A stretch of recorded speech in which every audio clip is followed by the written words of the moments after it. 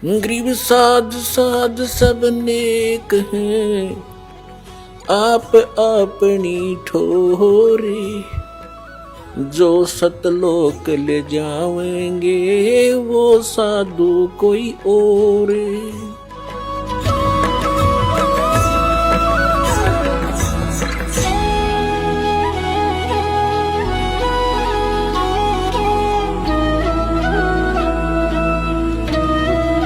महाराज जी, क्या श्री कृष्ण जी ही विष्णु भगवान का स्वरूप हैं?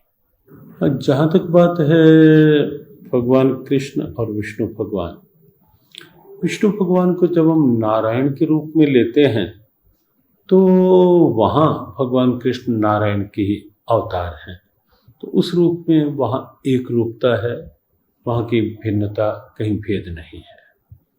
महाराज जी, आपसे जानना चाहते हैं कि क्या ब्रह्मा जी, विष्णु जी, महेश जी की जन्म और मृत्यु होती है?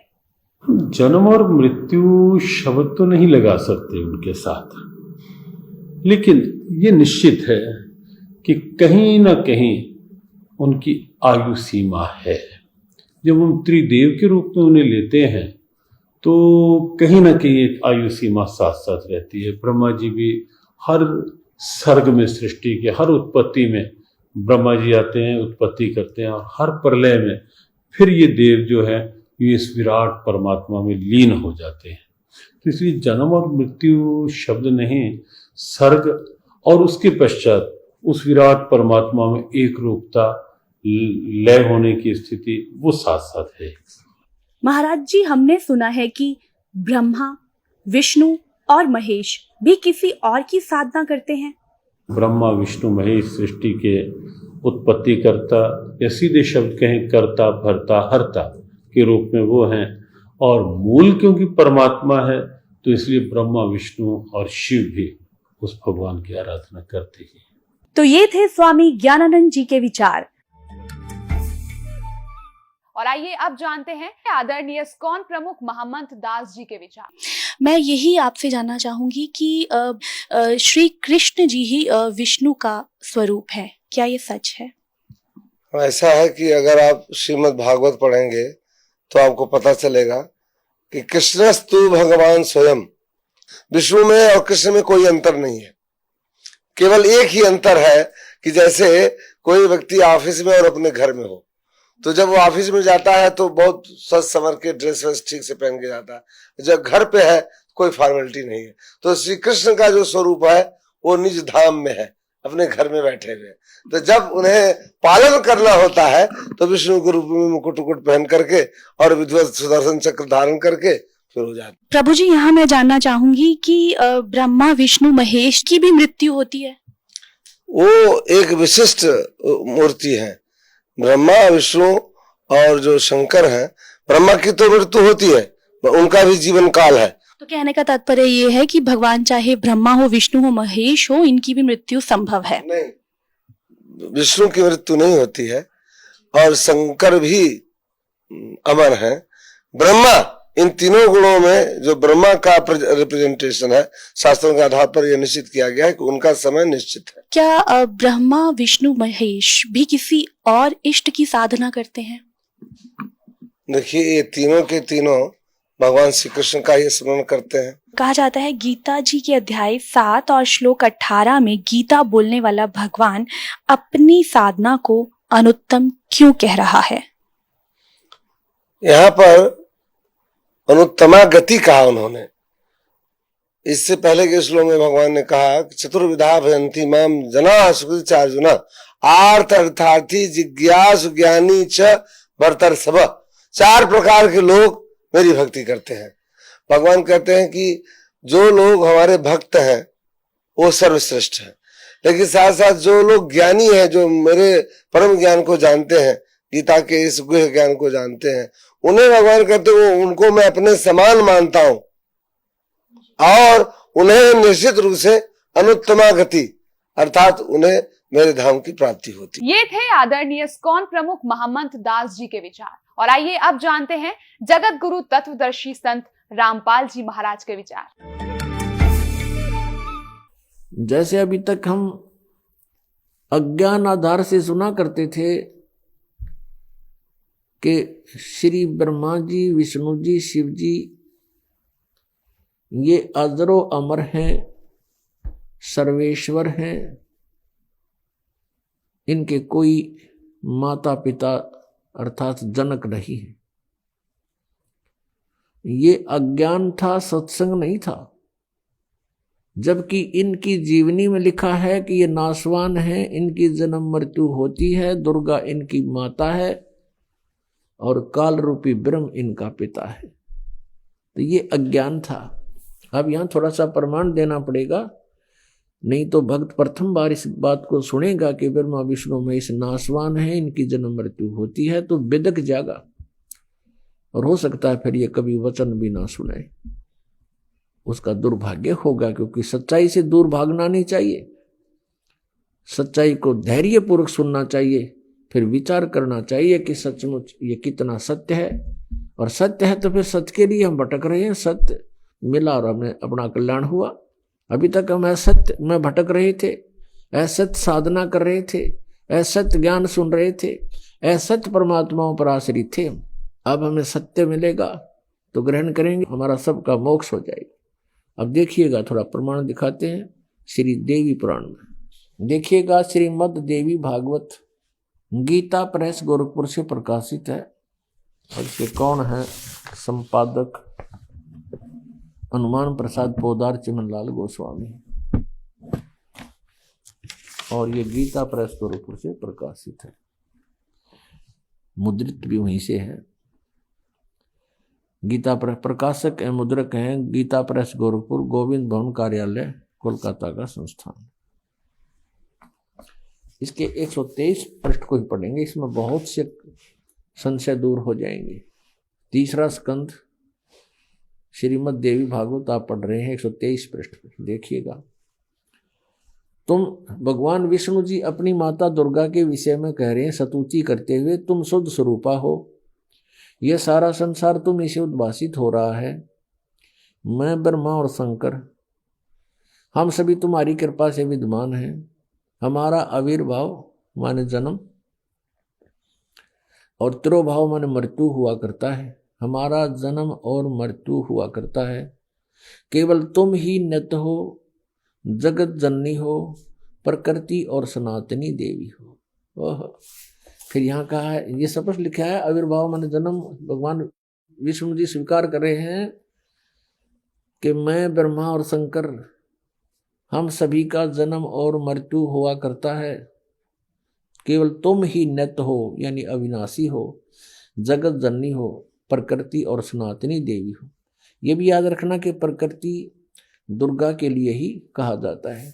भगवान शंकर बोले, देवी यदि महाभाग विष्णु तुम्ही से प्रकट हुए हैं तो उनके बाद उत्पन्न होने वाले ब्रह्मा भी तुम्हारे बालक हुए। फिर मैं तमोगुणी लीला करने वाला शंकर क्या तुम्हारी संतान नहीं हुआ? अर्थात मुझे भी उत्पन्न करने वाली तुम ही हो शिवे। संपूर्ण संसार की सृष्टि करने में तुम बड़ी चतुर हो। इस संसार की सृष्टि, स्थिति और संहार में तुम्हारे गुण सदा समर्थ हैं। उन्हीं तीनों गुणों से उत्पन्न हम ब्रह्मा, विष्णु एवं शंकर नियमानुसार कार्य में तत्पर रहते हैं। पुण्यात्मा, इस श्रीमद् देवी भागवत यानी देवी पुराण ने चंद पंक्तियों में ये 5 कंसेप्ट क्लियर कर दिए। नंबर 1, ब्रह्मा विष्णु महेश नाशवान है, इनकी जन्म मृत्यु होती है, ये इनकी जीवनी में लिखा है। और नंबर 2, प्रकृति दुर्गा को कहते हैं। नंबर 3, दुर्गा इन ब्रह्मा विष्णु महेश की माता है। और नंबर 4, ये कहते हैं हम तो केवल नियमित कार्य ही कर सकते हैं, यानी जिसके संस्कार में दुख या सुख जैसा है उसको एज इट इज दे सकते हैं, उसमें हम कोई परिवर्तन नहीं कर सकते। और 5वां ये हो गया कि रजगुण ब्रह्मा, सतगुण विष्णु, तमगुण शिव जी। कि इन तीनों गुणों से उत्पन्न हम। तो पुण्यात्मा, अभी तक जो ये ज्ञान दिया करते थे वो दंत कथा थी, अज्ञान था, वो सत्संग नहीं था। और आज तक पवित्र हिंदू धर्म के जो गुरु मार्गदर्शक माने जाते थे, ऋषि महर्षि मंडलेश्वर, वो अपने सदग्रंथों से भी परिचित नहीं थे।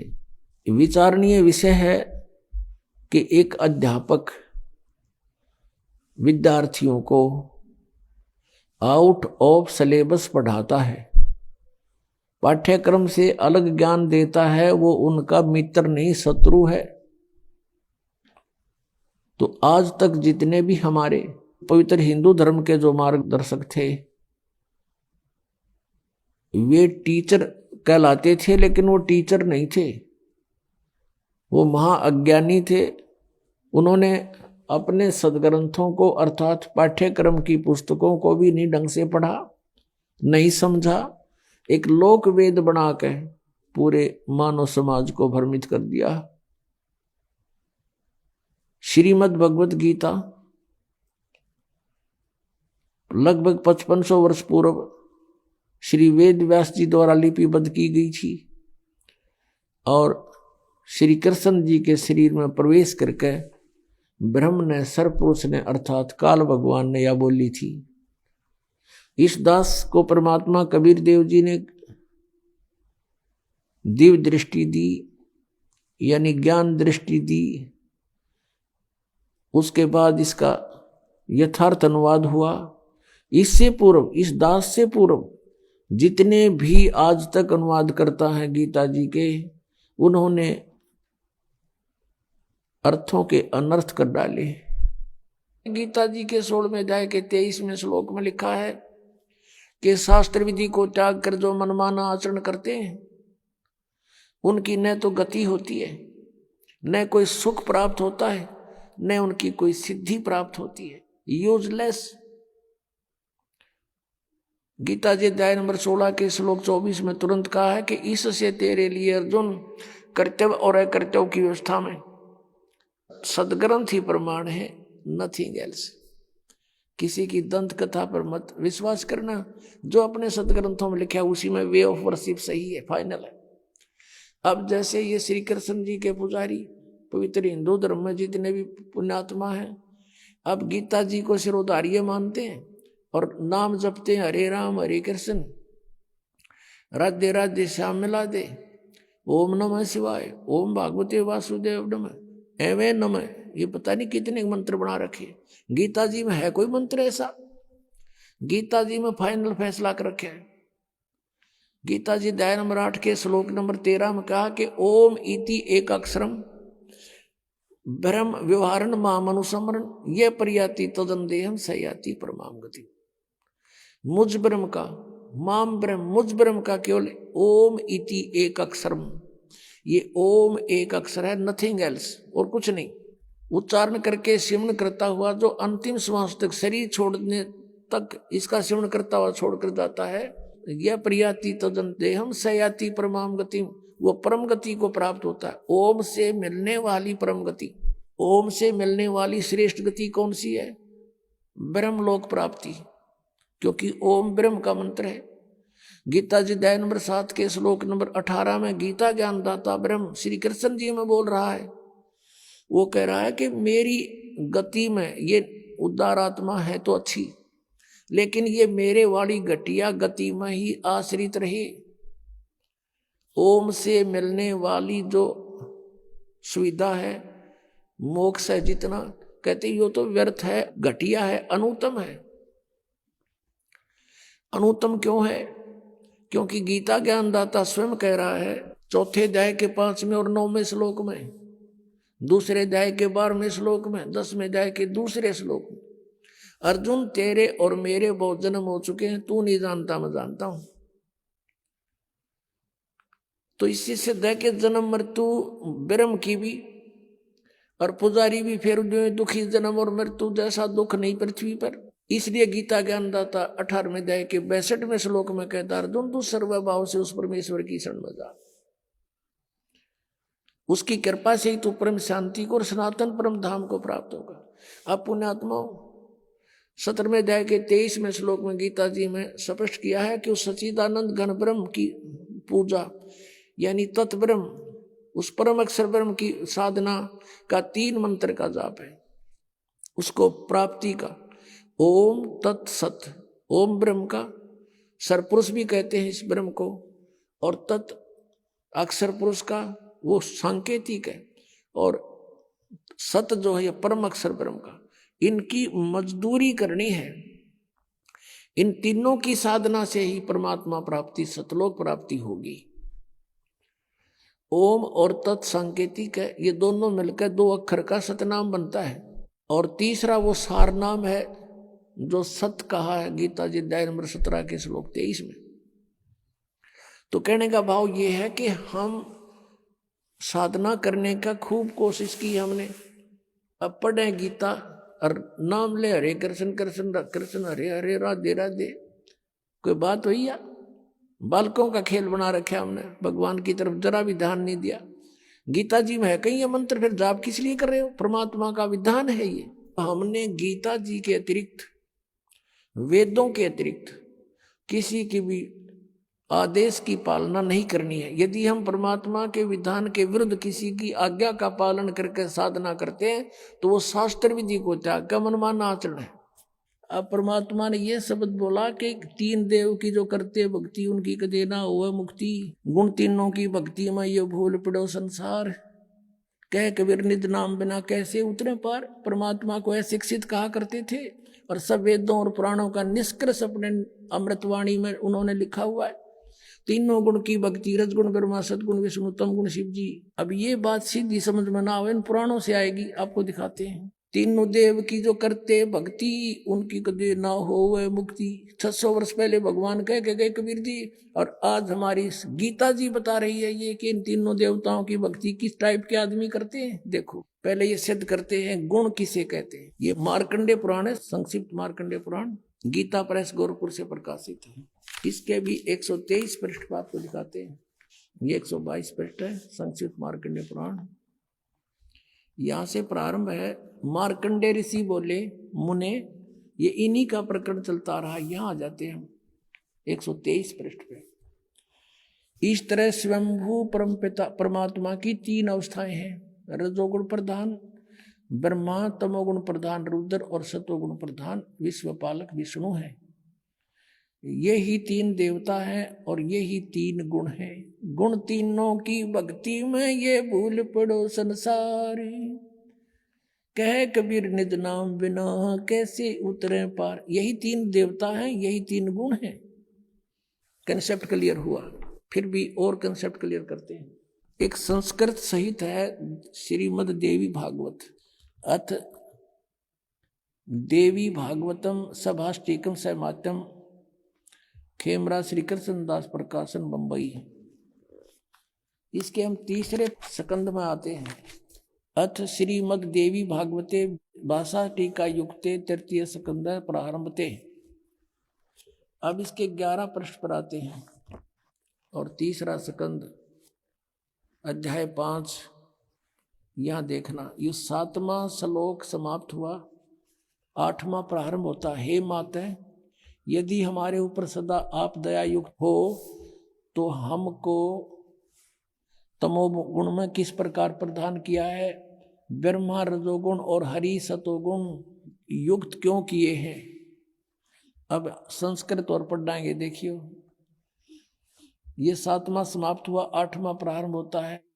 यदि दया धर्मना न सदा अंबिके, यदि आप दयालु हमारे ऊपर है दुर्गा है अंबिके, कथम अहम विहित है। शंकर जी कह रहे हैं कि कथम अहम विहित है, किस प्रकार मैं बना दिया तमोगुण है। और कमल जय, कमल से उत्पन्न होने वाले ब्रह्मा को रजगुण संभव, सुवित किमु सतोगुण हरि, और विष्णु जी को आपने सतोगुण क्यों बना दिया। इति सिद्धम रजगुण ब्रह्मा सतगुण विष्णु तमगुण शिव जी। अपनात्मो श्रीमद् भगवद गीता में आपको दिखाते हैं कि इन तीनों गुणों, त्रिगुणमयी माया, रजगुण ब्रह्मा सतगुण विष्णु तमगुण शिव जी की जो पूजा करते हैं उनको क्या उपमा दे रखी है इस पवित्र ग्रंथ में। देखिएगा, श्रीमद् भगवद गीता गीता प्रेस गोरखपुर से प्रकाशित है। जयदयाल गोविंद का इसके अनुवादक है।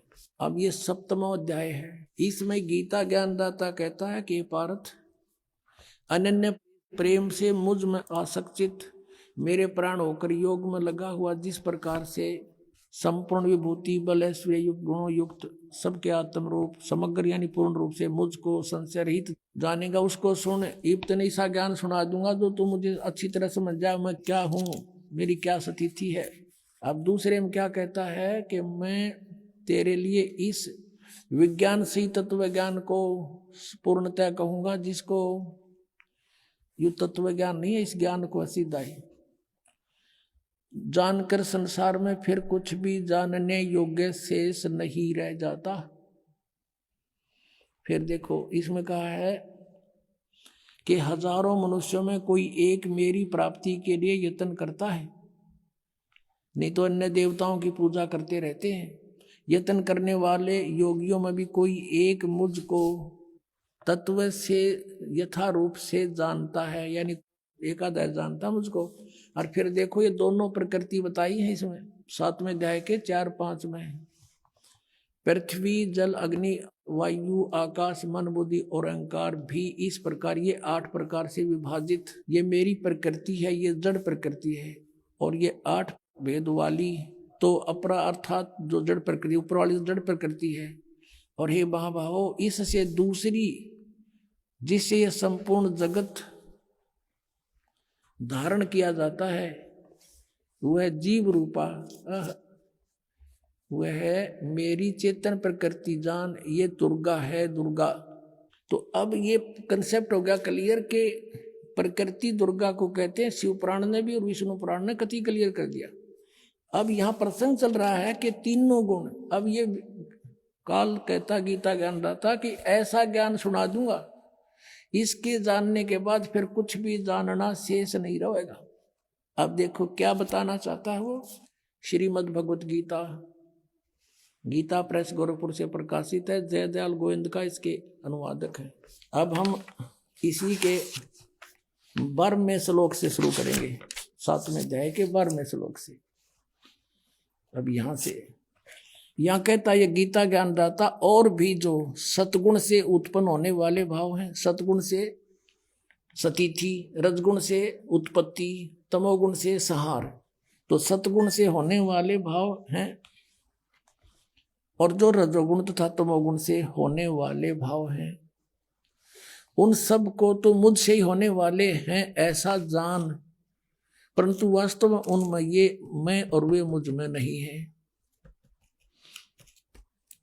अब इसने स्पष्ट किया है, जैसे आपने श्री शिव पुराण में पढ़ा 9वें अध्याय के लास्ट में 110 पृष्ठ पर गीता प्रेस गोरखपुर से प्रकाशित में, कि इस प्रकार तीनों देवताओं में गुण है परंतु शिव गुणातीत माना गया। ये काल कह रहा है, गीता बोल रहा है वो कि मैं उनमें नहीं हूं और ये तीनों देवताओं में गुण है। अब देखो 13वें में गुणों के कार्य रूप सात्विक राजस और तामस, इन 3 प्रकार के भावों से ये सारा संसार प्राणी समुदाय मोहित हो रहा है। इन तीनों गुणों से परे यानी ब्रह्मा विष्णु महेश से अलग जो मैं हूं काल ब्रह्म मुझ अविनाशी को नहीं जानता। इन तीनों देवताओं तो ऊपर मुझे नहीं जानते, ये इन्हीं की पूजा करते रहते हैं। अब 14वें श्लोक में 7वें अध्याय के इसमें क्या कहा है, क्योंकि यह अलौकिक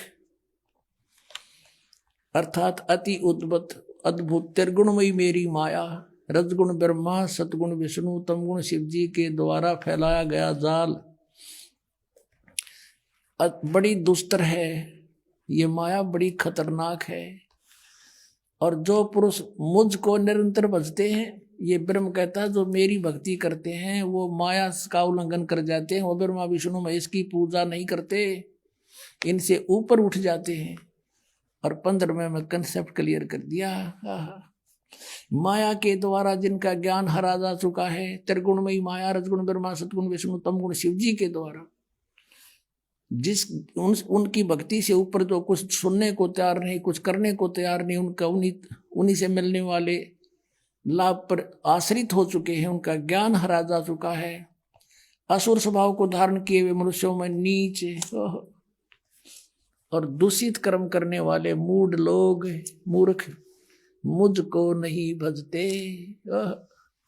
अपने आत्माओं, ये स्पष्ट कर दिया कि अन्य देवता रजगुण ब्रह्मा, सतगुण विष्णु, तमगुण शिव जी की जो भक्ति करते हैं वो राक्षस स्वभाव को धारण किए हुए मनुष्यों में नीच, दूषित कर्म करने वाले मूर्ख। गीता ज्ञानदाता कहता है वो मेरी भक्ति भी ना करते, इन्हीं तक सीमित है। और देखो आगे इसमें 16 से लेकर 19 तक फिर इसने अपने विषय में बताया कि मेरी भक्ति 4 प्रकार के करते हैं। फिर 20 से फिर शुरू करता है इन्हीं देवताओं के बारे में। देखिएगा, ये वही गीता प्रेस गोरखपुर से प्रकाशित है, 7वां अध्याय।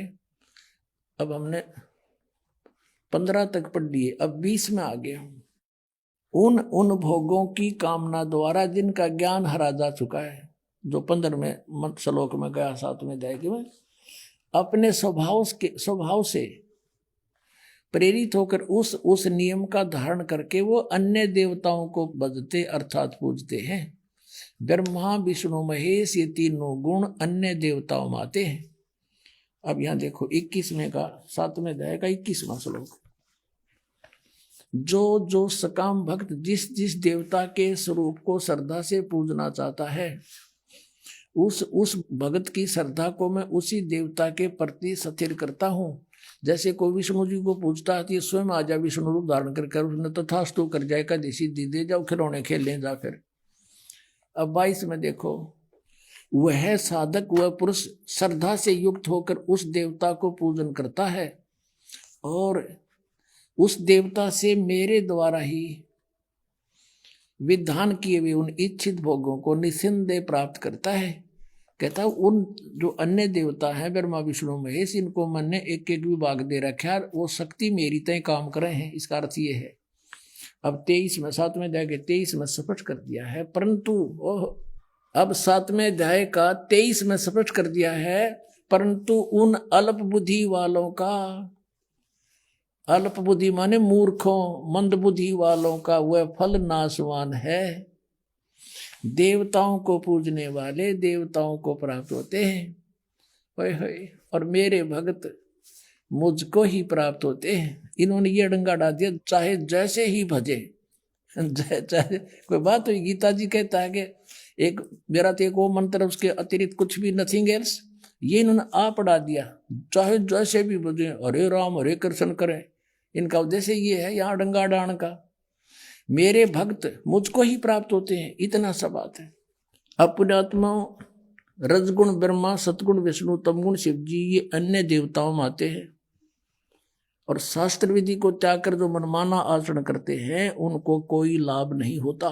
16वें अध्याय के 23वें श्लोक में कहा है। अब यहाँ थोड़ा सा कंसेप्ट और क्लियर करते हैं।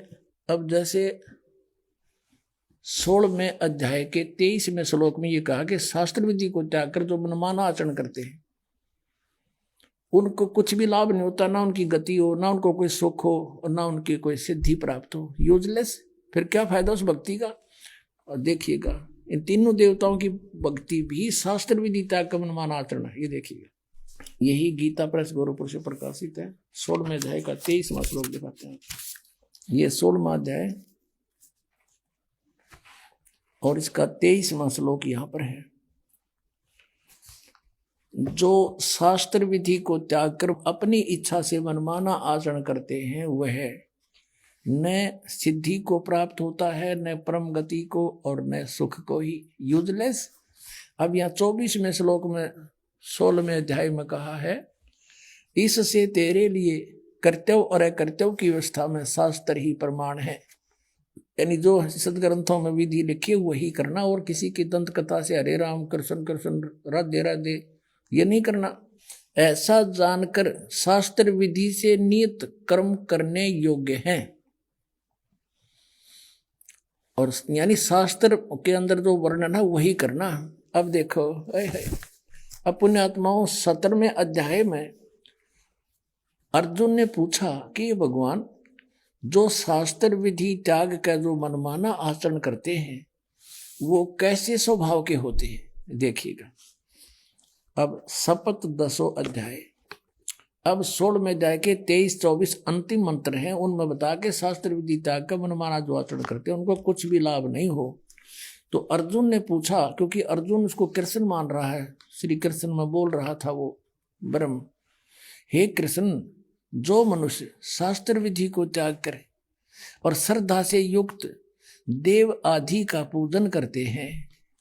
अब जो शास्त्रीय विधि त्याग कभी कुछ जिसकी जो पूजा करते हैं उनकी स्थिति कौन सी है, सात्विक है अथवा राजसी या तामसी। अब यहाँ उत्तर देता है गीता ज्ञानदाता दूसरे श्लोक में 17वें अध्याय के, मनुष्यों की वह शास्त्रीय संस्कारों से रहित केवल स्वभाव से उत्पन्न श्रद्धा, शास्त्रों से हटकर मनमानी जो श्रद्धा है वह सात्विक, राजसी और तामसी ये 3 प्रकार की होती है, उसको मुझसे सुन। अब ये दास आपको इसमें तो आपका समझ में आवा नहीं, क्योंकि ये तो पढ़ते हैं आपने 5500 वर्ष हो गए, ये समझ में आओ तो फिर बात तय की थी। अब दास बताओगा इसमें क्या है कि शास्त्र विधि त्याग का मनमाना आचरण तो कंडम बता दिया, यूजलेस। फिर भी पूछा कि वो करे हैं, वो होश है किसी स्वभाव के जो देवताओं की पूजा करते हैं ना, शास्त्र विधि त्याग कर ढोए तो वो डरे हैं, लेकिन वो अच्छी आत्मा होती है जो देवताओं तक सीमित है और बकवाद नहीं करते। वो अन्य देवताओं की पूजा करते हैं, कोई विष्णु की, कोई शिव की, है इनकी ब्रह्मगते करते नहीं, या कोई और देवी देवी की, जैसे कोई तो कांगड़ा वाले की तो फलाने वाली की, कहते है तो यूजलेस, पर इनका स्वभाव है अच्छी आत्मा तो देवताओं की पूजा करते हैं। और जो दूसरे हैं वो जंतर मंत्र करने वाले, ये भूत प्रेत की झाड़े ढूढ़े लानी है, ये तामसी वृत्ति के लोग होते हैं। ये बकवादी भैरव भूत ने पूजे हैं, दारू पीऊं और मांस खाऊं को वो भैरव बोलू हूँ, जो बोतल चढ़ा दो, पीओ बोतल खाओ, मांस निकम्मे और बर्बाद करें। कहने का भाव यह है कि हैं तो ये शास्त्र विधि त्याग का मनमाना आचरण यूजलेस, पर इनका स्वभाव अलग अलग होता है, क्योंकि इनको ज्ञान नहीं होता, तत्वदर्शी संत नहीं मिलता, तब तक ये रास्ता बदल नहीं सकते। फिर बताया कि जो देवताओं की पूजा करते हैं शास्त्र विधि त्याग का है तो यूजलेस, लेकिन वो सात्विक व्यक्ति के होते, अच्छी आत्मा होती है, और जब उनको जो है ज्ञान हो जाएगा तब वो अपना रास्ता चेंज कर सकते हैं, और जो तामसी व्यक्ति के हैं वो नहीं जल्दी से समझते। अब यहाँ गीता जी अध्याय नंबर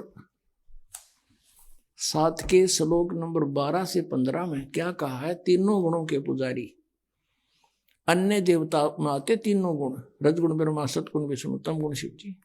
राक्षस स्वभाव को धारण किए मनुष्यों में नीच दूषित कर्म करने वाले गीता ज्ञानदाता कहता मुझे भी ना बजते ये।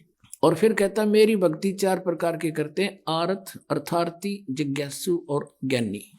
परमेश्वर कबीर जी ने कहा था, गुण तीनों की भक्ति में ये भूल पड़ो संसारे, कहे कबीर निज नाम बिना कैसे उतरो पार। निज नाम ये सतनाम है 2 अक्षर का, और सार नाम वो अलग है, आदि नाम जिसे कहते हैं।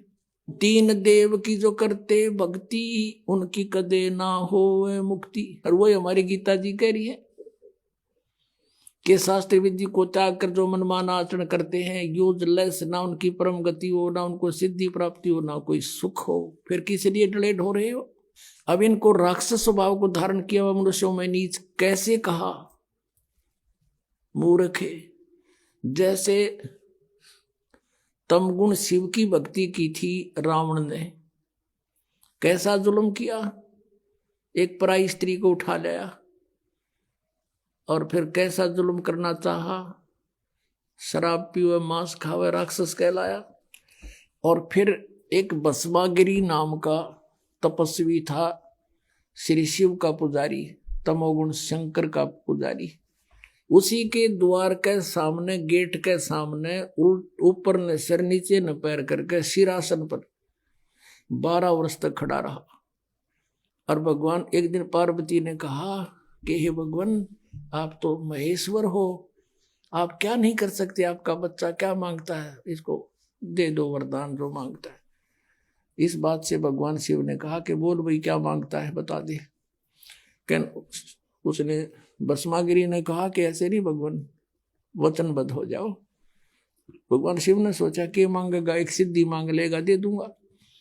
कहा ठीक है तथास्तु, वचनबद्ध हो गया, खड़ा हो गया तुरंत और कहने लगा आप अपना ये भस्म कड़ा दे दो। भगवान शिव ने एक भस्म कड़ा हाथ में पहन रखा था और उसमें ऐसी शक्ति थी कि किसी के सिर पे रख के यूं कर दे, सिर की तरफ के वो भस्म कर देता था, उसको मार डालता था, जला देता था। भगवान शिव ने सोचा भस्म कड़ा मांगा है, कोई बात नहीं, साधु है, जंगल में रहता है, राक्षसों से बचाव के लिए मांगता होगा। दे दिया कार्ड निकाल के, और ज्यों ही उसके हाथ में वो कड़ा आया, वो तमोगुण पुजारी उसी समय आंख बदल गया और कहने लगा शिव जी होले होशियार, अब यह तेरी साथ से तुझे मारूंगा, पार्वती को पत्नी बनाऊंगा मैं, इसी उद्देश्य से ये भक्ति कर रहा था तेरी। देखो हम शिव जी ने अंतर्यामी कहा करते, अजरो अमर अविनाशी कहा करते थे, और इस डर से भगवान शिव भाग लिए। आगे आगे भगवान, पाछे पाछे पुजारी, जा खखाट उठा। यदि ये अविनाशी होते तो हमारी बुद्धि वहां भी काम नहीं करी कदे भाई, कि भगवान बाजे क्यों। तो ये कह दिया करते हमने मूर्ख पुराण खाते तो लीला करे थे, यह टट्टू लीला थी, सांस चढ़ रहे। वाह भाई वाह। अब इनकी रक्षा भी परमात्मा ही करते। वहां आगे पार्वती रूप बना के परमेश्वर कहते हैं, कर कराव साइया मन में लहर उठा, दादू सिर दर्जीब के वो आप बगल हो जा। तो वहां आके उस भस्मागिरी पाछे पाछे भाग्या जाता, वहां खड़े हो गए पार्वती रूप में और कहा आ जाओ पुजारी जी, कहाँ जा रहे हो। उसने देखा, कहा पार्वती आली। वो खड़ा हो गया और कहा पार्वती रूप में भगवान ने कि अब वो तेरे निकट थोड़ा ही आ सकता है, आपके पास तो कड़ा है ना। कहा बिल्कुल ठीक है, आओ यहाँ कुछ देर बातें करेंगे। और फिर पार्वती रूप में प्रभु ने कहा कि मुझे डांस करके दिखा दे ताकि मैं प्रसन्न हो तेरे ते। वो कहने लगा मैं तो तपस्वी आदमी, कभी डांस कराया नहीं, कैसे करूं। अक मैं बताती हूँ, इस हाथ को ऐसे करो, इस टांग को ऐसे करो, इसको ऐसे करो, इसको और ऊपर करो। जिस हाथ में कड़ा था सिर पर करवा लिया उससे कर, फिर कह दिया भस्म, और भस्मागिरी मर गया। अब वो कड़ा लेकर विष्णु रूप धारण करके परमात्मा वहां पहुंचे शिव जी के सामने, जहां वो भागे जा रहे थे। और भगवान विष्णु जी को देख कर कहने लगा, भागा विष्णु भागा। और क्या हो गया कि भस्म कड़ा ले लिया, भस्मागिरी ने मेरे साथ धोखा करके, वो मारेगा। तो भगवान ने कहा कि ये ले कड़ा तेरा, ये मेरे पास है। अब नहीं नहीं वही है, कहा वही है ये ना दच्ची, अक सचमुच मैंने ऐसे ऐसे पार्वती रूप बना करके वहां पहुंचा, उसको सारी समझाई। जब उसका दिल डटा, उसकी राख देख ली, भगवान शिव ने जब उसकी भस्मागिरी की राख देख ली ना जड़े हुए की, जब तसल्ली हुई अपने आत्मा। उसके बाद वो भस्मागिरी भस्मासुर कहलाया, भस्मा राक्षस। अब तमोगुण के उपासक राक्षस कहलाए। हो दूषित कर्म करने वाले भगवान रूप में पूजे और उसकी पत्नी पर नीच डगा रहा दुष्ट इंसान। इससे गंदा इंसान कौन होगा पृथ्वी पे। राक्षस स्वभाव को धारण किए मनुष्यों में नीच दूषित कर्म करने वाले मूर्ख, कुछ भी ना सोची दुष्ट ने। और फिर कहते हैं रजोगुण का उपासक था ब्रह्मा जी का कौन, हिरण्यकशिपु। भगत बनकर श्रद्धा से खूब तपस्या करी, वर मांग लिए, सुबह मरू ना, शाम मरू, रात मरू ना, दिन मरू, फलान मरू ना, धकड़ मरू। कह दिया तथास्तु। फिर उसने सोची हल्दी की गांठ मिल गई, तू पंसारी हो गया, भगवान बन गया। सब ने नो कहा मेरा नाम लो, विष्णु का नाम मत ले लियो, अपना नाम जपावा, हिरण्यकशिपु करो। अरे मूर्ख। अब भगवान ने उसके घर में भेज दिया खम्ब प्रहलाद, और वो नो कहा नहीं पिताजी, हिरण्यकशिपु भी कोई मंत्र होता है, भगवान के नाम से लाभ होगा। पिता पुत्र का झगड़ा हो गया इससे बात पे। और ऐसे जुल्म किए उस पुण्यात्मा के साथ, उस राक्षस स्वभाव को धारण किए हुए मनुष्यों में नीच दूषित कर्म करने वाले मूर्ख हिरण्यकशिपु ने, ब्रह्मा रजगुण के उपासक ने। अब यहाँ कहते हैं अब क्या बताते हैं, सूक्ष्म वेद में कहा परमात्मा ने कि हिरण्यकुश छाती तोड़वाई और ब्राह्मण बाणा और कर्म कसाई। वो तो ब्राह्मण भगत को आवे है, भगत का तो बाणा उसका है, और कर्म इसे कसाई कैसे अपने मासूम बच्चे को मारने के लिए ना जाने कितने ओछे हथकंडे अपनाए। हिरण्यकशिपु छाती तोड़वाई और ब्राह्मण बाणा कर्म कसाई। रजोगुण का उपासक था, राक्षस कहलाया हिरण्यकशिपु। अब एक बार हरिद्वार के अंदर हर की पैड़ी पे कुंभ के मेले का सूत सज गया। वहां पर एक पर भी लगगी। इनके अपने अपने हिसाब से बनाई हुई मनमाना आचरण है, ये शास्त्र विधि को त्याग के। और उसमें क्या करते हैं, जब जहां किसी पर कुंभ के मेले की पर भी लगती है, ये सभी स्नान करने जाते हैं और ये मानते हैं ये खुद कि वहां नहाने से बेड़ा पार हो जाएगा। उनका बेड़ा पार तो यानी बेड़ा गर्क जरूर हो गया। अब सुनाता हूं। अब ये वहां कुंभ के मेले पर स्नान करने जब जाते हैं तो अपने अपने ग्रुप में इकट्ठे हो जाते हैं। गिरी अलग, पुरी अलग, सन्यासी न्यारे, नागा अलग, नाथ न्यारे, कनपाड़े न्यारे, बिना कनपाड़े अलग से। और वैष्णो के उपासक वो वैष्णो न्यारे, विष्णु के उपासक, तमोगुण सतोगुण के उपासक। तो वहां सब अपने अपने ग्रुप में इकट्ठे हो जाते हैं। जब स्नान का समय आता है सभी प्रस्थान कर देते हैं अपने मुखिया के पीछे पीछे। तो सबसे पहले नागा चले गए, पहुंच गए हर की पैड़ी पे, ऊपर भी कल्याण करवाने के लिए, नहाने के लिए। पीछे से वैष्णो आ गए, विष्णु जी के उपासक, सतोगुण के उपासक। और नागा थे वो बिल्कुल नंगे रहते हैं, नेक्ड, वो तमोगुण के उपासक शिव जी के। पीछे से विष्णु उपासकों ने, सतोगुण के उपासकों ने कहा कि ए नागाओ, हम सर्वश्रेष्ठ हैं, हम प्रथम स्नान करेंगे, तुम बाहर आ जाओ, पहले नहीं नहाओगे तुम। अब वो नागाओं ने कहा कि हम सर्वश्रेष्ठ हैं, हम त्यागी और वैरागी हैं, हम कोई कपड़ा भी नहीं रखते तन पर, हम सबसे प्रथम नहाएंगे, हम सर्वश्रेष्ठ हैं। वैष्णु साधु कहने लगे, शरण फड़ो, तुम टट्टी के हाथ भी ना धोते, पशु की तरह नंगे फिरो, तुम कहे कि श्रेष्ठ हो, बाहर मरो, हम नहाएंगे पहले। अब वहां बैठ गए तीनों गुण। अब उसी समय इनका जूत बाज गया, नाना भी भूल गए, भगवान भी भूल गए, हर की पैड़ी भी याद ना रही इनकर, पर भी भूल गए। 25,000 ये त्रिगुण उपासक, इन तीनों भगवानों के उपासक वह कटका मर गए, कत्लेआम कर दिया, गंगा का पानी लाल कर दिया, लाश बहती जाओ उनमें, और तेरा गजब हुई। इसके बारे में परमात्मा ने कहा है कि तीर तुपक तलवार कटारी ये जम दड़जोर बधावे हैं, हर पैड़ी हर हेत न जाना, और वहां जा तेग चलावे हैं, काटे शीस नहीं दल करुणा, ये जग में साध को आवे हैं, और जो जन इनके दर्शन को जावे उनको भी नरक पठावे हैं। हे भगवान, पुण्यात्माओं, हम कति अंधे कर रखे थे इस काल ने, हम इन महात्मा मान्या करते, इसे जुल्म करनिया ने।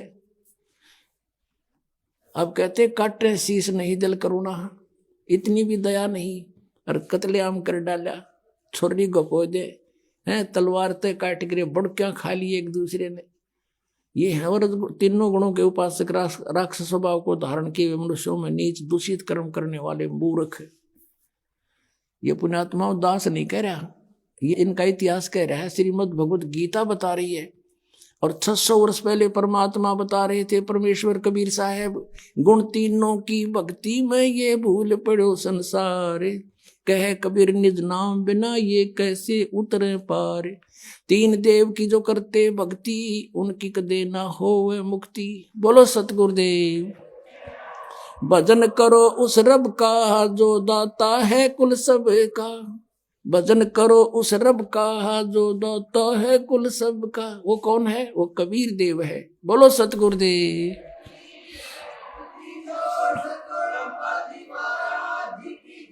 सत साहिब।